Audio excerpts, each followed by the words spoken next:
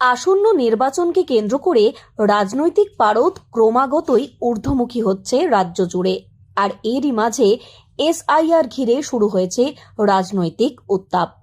বর্তমানে আলোচনার কেন্দ্রবিন্দু হয়ে উঠেছে এসআইআর বা ভোটার তালিকার বিশেষ সংক্ষিপ্ত সংশোধন প্রক্রিয়া। এই প্রক্রিয়াকে কেন্দ্র করে নানান মতামত উঠে আসছে রাজনৈতিক মহলে।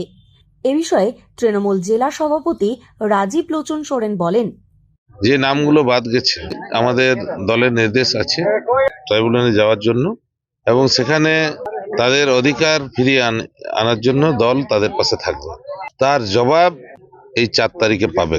এর প্রভাব ভোট বাক্সে পড়বে। কিভাবে পড়বে? সবাই বিজেপি বিরোধী ভোট দেবে। পুরুলিয়ার বিভিন্ন জনজাতির নাম বাদ গেছে। ভোট বাক্সে যে প্রভাবটা পড়বে, তৃণমূল কংগ্রেসের সব ভোট পড়বে। এ বিষয়ে জেলা কংগ্রেস সভাপতি নেপাল মাহাতো বলেন, লজিক্যাল ডিসক্রিপেন্সি বলছে, তার উপর ভিত্তি করে এই কাজটা করেছে। ভোটের প্রাক মুহূর্তে পুরুলিয়ার মতো জায়গাতে এই ধরনের ডিলিশন মোটেই বাঞ্ছনীয় নয়।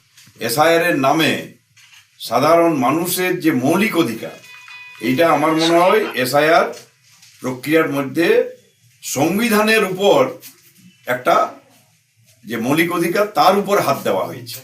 নাম যাদের ডিলিট হয়েছে তাদের নাম ইনক্লুড করার জন্য যেন পুনর্বিবেচনা ইলেকশন কমিশন করে।